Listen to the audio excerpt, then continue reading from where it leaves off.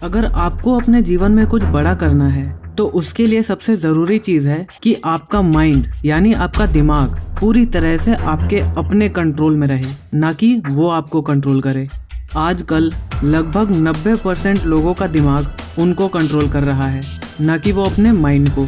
और यही सबसे बड़ी वजह है कि वो दूसरों से अलग कुछ हटकर नहीं कर पाते और जो वो सोचते हैं वैसा करने में वो नाकाम हो जाते हैं। लेकिन आज मैं आपको एक ऐसे मेथड के बारे में बताने जा रहा हूँ जिसे जानकर आप अपने माइंड को कंट्रोल कर पाओगे और उससे जैसा चाहे वैसा काम करवा पाओगे।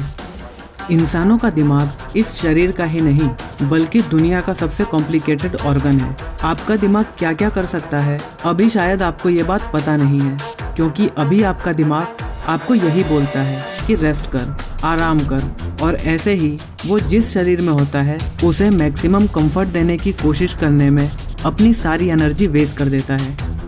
अब आपको ये पता ही होगा कि हमारे दिमाग के मेनली दो हिस्से होते हैं, पहला कॉन्शियस माइंड और दूसरा सबकॉन्शियस माइंड। अगर बिल्कुल सिंपल शब्दों में बताऊं तो हमारा कॉन्शियस माइंड हमारे उन फैसलों के लिए जिम्मेदार होता है जो हम अपनी इंफॉर्मेशन और पास्ट एक्सपीरियंसेस की मदद से लेते हैं। जैसे अगर मैं आपको बोलूं कि आधी रात को दौड़ने चले जाओ, तो क्या आप जाओगे? ऑफ कोर्स नहीं, क्योंकि आपका कॉन्शियस माइंड आपको ये बताएगा कि रात सोने के लिए होती है, इसीलिए आप दौड़ने नहीं जाओगे। लेकिन हमारा सबकॉन्शियस माइंड, जो कि हमारे माइंड का 95% है और आपके सारे इम्पोर्टेंट काम जैसे दिल का धड़कना, खून के बहाव जैसी कॉम्प्लिकेटेड चीज़ों को वो कंट्रोल करता है। आज जिस मेथड की हम बात करने जा रहे हैं उससे हम अपने सबकॉन्शियस माइंड को कंट्रोल करना सीखेंगे। इस मेथड का नाम है the Silva mind control method. आइए सबसे पहले ये जानते हैं कि ये मेथड आया कहाँ से। 1996 में टेक्सास के लोरेडो शहर के एक रेडियो रिपेयरमैन जॉर्ज सिल्वा ने इस टेक्निक का आविष्कार किया था। उनका इंसानी दिमाग में बहुत इंटरेस्ट था। सिगमंड फ्रेड, कार्ल जंग जैसे बड़े न्यूरोलॉजिस्ट और साइकाइट्रिस्ट की किताबें पढ़कर वो इंसानी दिमाग के बारे में ज़्यादा से ज़्यादा बातें जानने की कोशिश करते रहते थे। सिल्वा एक इंजीनियर थे और वो ये जानते थे कि अगर हम इलेक्ट्रिक वायर्स में करंट में आने वाली रुकावट यानी रेजिस्टेंस को कम कर देंगे तो उसमें से ज़्यादा करंट फ्लो हो सकता है। इसी थ्योरी को ध्यान में रखते हुए उन्होंने सोचा कि क्या हो अगर वो इंसानी दिमाग में आने वाली रुकावटों को कम कर सकें, तो इससे हमारी सोचने की शक्ति बढ़ जाएगी। और इसी आधार पर उन्होंने कई लोगों पर इसका प्रयोग किया। इस प्रयोग में उन्होंने देखा कि इन एक्सरसाइज से माइंड के अल्फा लेवल में चेंजेस हो रहे हैं। अल्फा लेवल माइंड का वो लेवल होता है जिसमें हम मेडिटेशन या पूरी फोकस के वक्त होते हैं। अल्फा लेवल में हम अपने डीप माइंड को एक्टिवेट करते हैं। सिल्वा ने ये खोज लिया कि अगर कोई भी इंसान अगर अपने अल्फा लेवल में कॉन्शियसली यानी सचेत रहते हुए पहुंच जाए और वो अपने सबकॉन्शियस माइंड में जो चाहे वो डाल दे, जैसे उसे टॉप करना है या उसे एक सक्सेसफुल आदमी बनना है, तो उसका सबकॉन्शियस माइंड उस काम को एग्जीक्यूट करने लगेगा और अनजाने में ही आप वो सारे काम करने लगोगे जो आपको एक टॉपर या सक्सेसफुल आदमी बनने के लिए ज़रूरी है। दुनिया के बहुत सारे लोगों ने इस मेथड का इस्तेमाल करके अपने सपनों को पूरा किया है। चलिए अब ये देखते हैं कि ये मेथड है क्या। द सिल्वा मेथड के बेसिकली 5 मेन पिलर्स हैं जिसके आधार पर यह मेथड काम करता है। Number 1, alpha level programming. Alpha level programming वो की है जिसके जरिए आप कॉन्शियस रहकर यानी किसी मॉन्क की तरह अपने माइंड को अल्फा लेवल में ले जाकर उसे नेगेटिविटी और वेस्ट थॉट्स यानी बेकार के ख्यालों से मुक्ति दिला सकते हो। आपके मन में होने वाली उथल पुथल को शांत कर सकते हो। जब आप नॉर्मल स्टेट में होते हो तो आपके ब्रेन की फ्रीक्वेंसी कुछ ऐसी होती है, लेकिन जब आप अल्फा लेवल में होते हो तो उसकी फ्रीक्वेंसी कुछ ऐसी हो जाती है। अल्फा लेवल में जाकर आप अपने माइंड को और भी ज़्यादा क्रिएटिव बना सकते हो, क्योंकि हमारे माइंड का बेसिक काम क्रिएटिविटी का है, ना कि थॉट्स को स्टोर करने का। और अल्फा लेवल में आप अपने सारे थॉट्स को निकाल दोगे, जिससे वो एक खाली दिमाग रहेगा और वहाँ पर आपकी क्रिएटिविटी सबसे ज़्यादा होगी। लेकिन कई लोगों को अल्फा लेवल में जाने में बहुत प्रॉब्लम आती हैं और कई रेस्ट्रिक्शंस की वजह से वो लोग अल्फा लेवल में नहीं जा पाते। तो इसके लिए भी सिल्वा ने कई टेक्निक्स बनाई हैं। इनमें से एक में तो आप सिर्फ 10 सेकंड में अल्फा लेवल में जा सकते हो। है ना ये कमाल की बात कि आप सिर्फ 10 सेकंड में अपने अल्फा लेवल में जाकर अपने माइंड की प्रोग्रामिंग कर सकते हो, यानी उसे कैसे काम करना है आप उसे ये बता सकते हो। ये 10 सेकंड वाली टेक्निक को मैं आगे डिस्कस करूंगा कि कैसे आप ये कर पाओगे, और अगर आप अल्फा लेवल में जाने में मास्टर बन जाओगे तो आप अपनी लाइफ को एक मिरेकल की तरह बदल दोगे। आप अपने काम में अच्छे से फोकस करने लग जाओगे, जिससे आपके काम की प्रोडक्टिविटी और भी ज़्यादा बढ़ जाएगी। और वहीं जिन कामों को आप बाद के लिए छोड़ देते थे, अब आप उसे टाइम से पहले ख़त्म करना चालू कर दोगे। Number 2, positive programming. बचपन से लेकर आज तक अनजाने में ही हमारे आसपास के लोग, हमारे दोस्त, हमारे पेरेंट्स द्वारा कॉन्स्टेंटली हमारे दिमाग का नेगेटिव प्रोग्रामिंग होता आ रहा है। इस नेगेटिव प्रोग्रामिंग की वजह से हम अपने डिजायर्ड गोल, यानी जो हम असल में करना चाहते हैं, वो अचीव नहीं कर पाते। बचपन से ही आपने एक शब्द कई बार सुना होगा, किस्मत। अगर आपको किसी काम में सक्सेस नहीं मिलता है तो आप सीधा सीधा उसे किस्मत पे डाल देते हो, यार मेरी किस्मत में तो ऐसा ही होना लिखा था।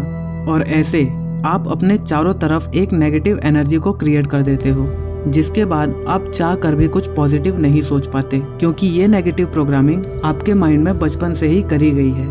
बहुत ही कम लोग ये सोचते हैं कि मैंने इसमें ज़रूर कुछ गलत किया होगा, और वो उसे अच्छे से एनालाइज करके दोबारा उस काम को करते हैं। आप जितने भी सक्सेसफुल लोगों को देखोगे तो उन्होंने अपनी सक्सेस को किस्मत के भरोसे नहीं छोड़ा। उन्होंने खुद की मेहनत से कई बार फेल होकर उस काम को किया।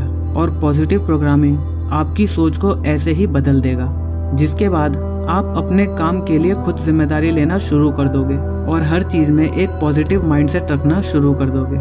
सिल्वा ने पॉजिटिव प्रोग्रामिंग के लिए भी कई मेथड बनाए हैं। Number 3, creative visualisation. आपने कई बार प्लान्स बनाए होंगे और उस प्लान को विजुअलाइज किया होगा कि मैं इस काम को ऐसे करूंगा और इतने टाइम तक सब कुछ कंप्लीट कर दूंगा, लेकिन आपका वो काम उस तरह से नहीं हो पाता। आपने जैसे उसे विजुअलाइज किया वो वैसा नहीं हो पाता और आप परेशान हो जाते हो कि आपका विजुअलाइजेशन काम क्यों नहीं कर रहा। अब इसके काम न करने की बहुत सारे वजह हो सकती हैं, जैसे रियलिस्टिक चेक पॉइंट्स ना रखना या फिर चेक पॉइंट्स ही ना रखना। चेक पॉइंट्स में ऐसे कामों की लिस्ट होती है जहां आप एक काम खत्म करके दूसरे काम की शुरुआत करते हो। जैसे मान लीजिए आपको एग्जाम के लिए पढ़ना है, तो आप सोचते हो आज मैं ये 2 चैप्टर कंप्लीट कर लूँगा, फिर कल ये दोनों। लेकिन आपने जैसा सोचा वैसा नहीं हो पाता, क्योंकि हो सकता है इससे पहले आपने ऐसा ही काम इतने ही टाइम में कर लिया हो। आपने पहले केमिस्ट्री के 4 चैप्टर्स को 2 दिन में कर लिया हो, लेकिन अगर आप इतने ही टाइम में मैथ्स के 4 चैप्टर करने की कोशिश करोगे तो वो नहीं हो पाएगा। तो ये तो बहुत ही बेसिक एग्जांपल लेकर मैंने आपको समझाया, लेकिन लाइफ में बड़े कॉम्प्लिकेटेड डिसीजंस लेते वक्त हमारे विजुअलाइजेशन का सही होना बहुत ज़्यादा ज़रूरी है। और द सिल्वा मेथड हमारे विजुअलाइजेशन को क्रिएटिव और प्रैक्टिकल बनाने में मदद करता है। Number 4, desire, believe and expectancy.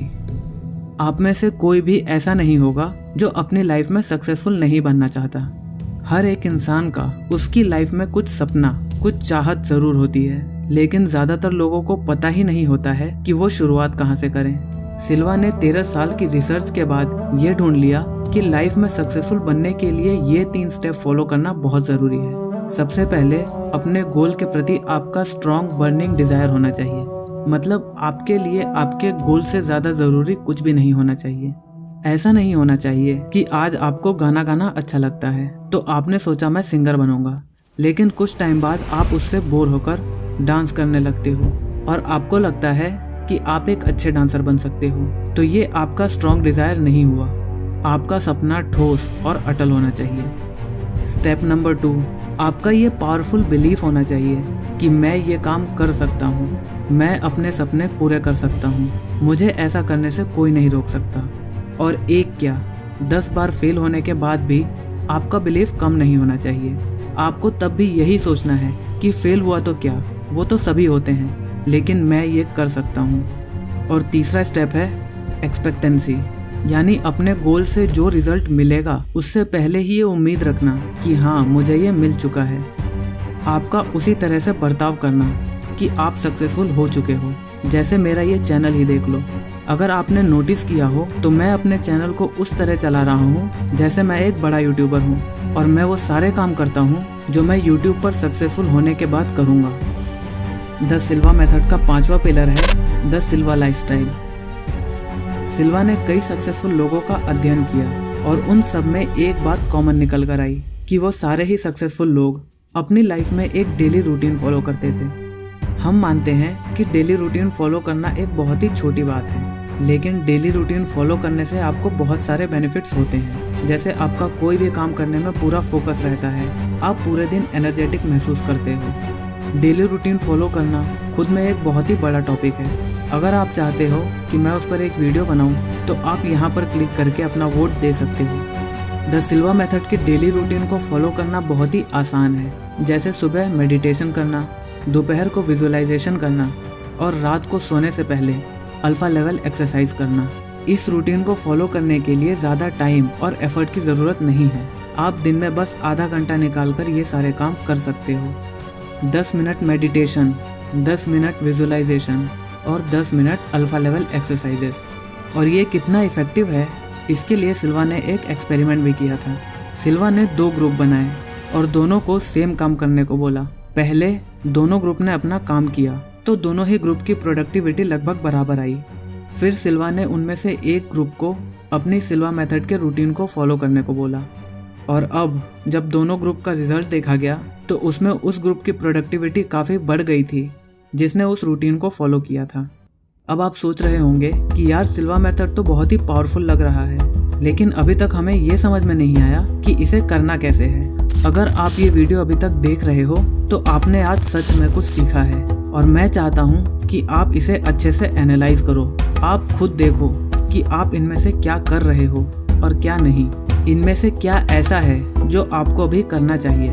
आप द सिल्वा मेथड के 5 पिलर्स को एक बार अच्छे से एनालाइज कर लो, फिर मैं आपको बताऊंगा कि इस टेक्निक का इस्तेमाल कैसे करना है। ये वीडियो काफ़ी लंबी हो चुकी है और अगर मैं आपको इतनी सारी बातें एक ही वीडियो में बता दूंगा तो शायद आप उसको अच्छे से हजम नहीं कर पाओगे।